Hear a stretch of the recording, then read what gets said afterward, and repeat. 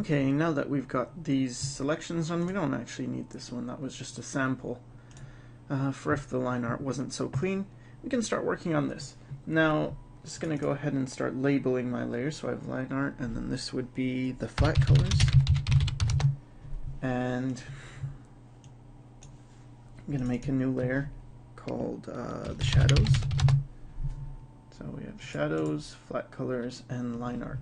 Now I'm going to select all these three. So I just pick one of the layers, hold down Shift, and then click the top, or I could have clicked the top and then hold down Shift and click the bottom. So it selects all of them, and I'm going to group them. So one way to group them is you could click this icon here. It looks like a folder, or just hit Control G, and that'll make a new group. And so this is my group for this character. And if you had multiple characters, you would have multiple groups. Or even for color variations, what I do is I duplicate the groups. So I have different groups and I spread them apart, and then I make the color variations like that. And I'll be doing that in this one as well, so you'll get to see that.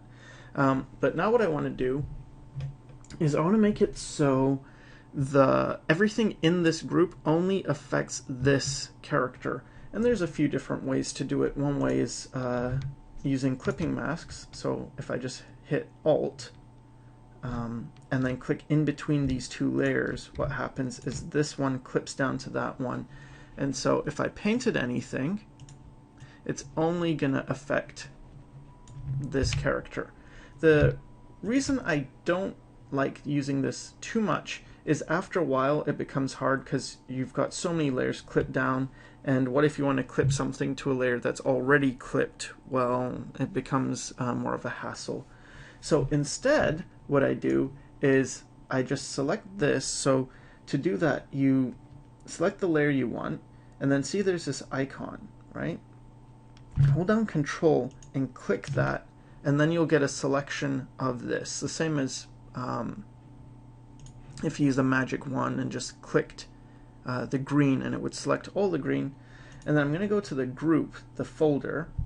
So click on that where it says Group 1.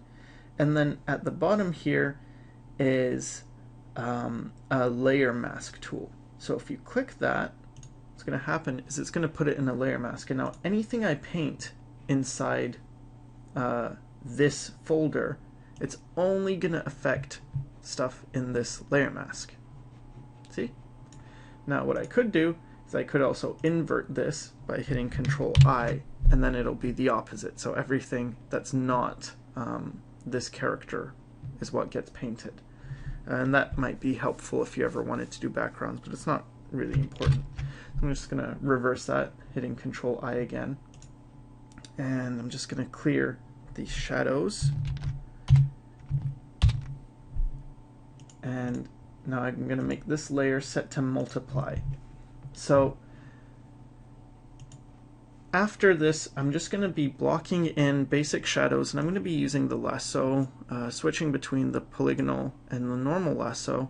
And the color I like to use for the shadows, this really depends on what the lighting scheme is. Usually if you have warmer highlights, you want cooler shadows, and vice versa. But I tend to stick to sort of a warm gray. So it's going to be sort of desaturated, not too dark, but not quite 50%, a bit lighter and a bit warmer. Something like this color. And then what I'm going to do is I'm going to find where the shadow goes, and then just Alt backspace to quickly fill that in. And so let's say, for instance, his head is going to be casting a shadow, and all this neck area is going to be in shadow. So I can just select around the area I want to be in shadow. And notice that the selection wasn't perfect, but that's okay, because again, you just hold Alt to subtract areas you don't want, and Shift to add areas you do want. And then I can just fill that, and see, now that's in shadow. And of course, the color here, this green, that's not the color of the final, right? We don't want it green, but it really doesn't matter what this color is, especially not for this part, because we're going to change that. So, for example, to make it this color now. No problem. Because all I want to focus on right now is putting in the shadows, placing the shadows. So, let's say the inside of this vest might be in shadow.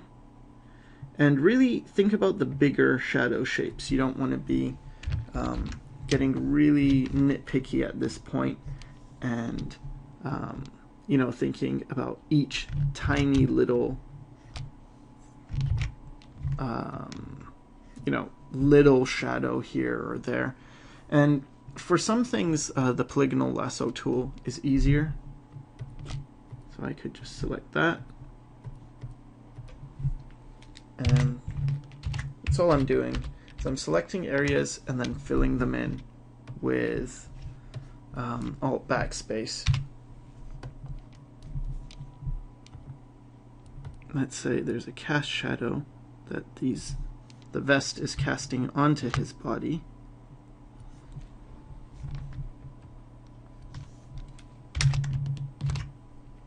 There we go.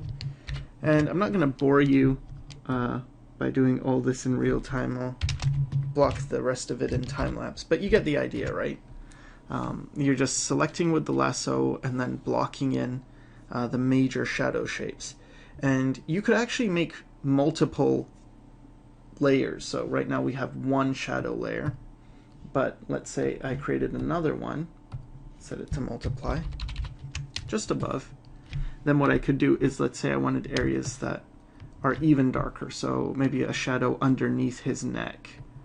I'll just do that. And fill it.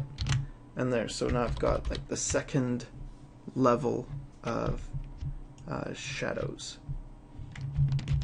But for now I'm gonna stick with just, I like to do all the first pass of shadows and then go in and find all the second level shadows.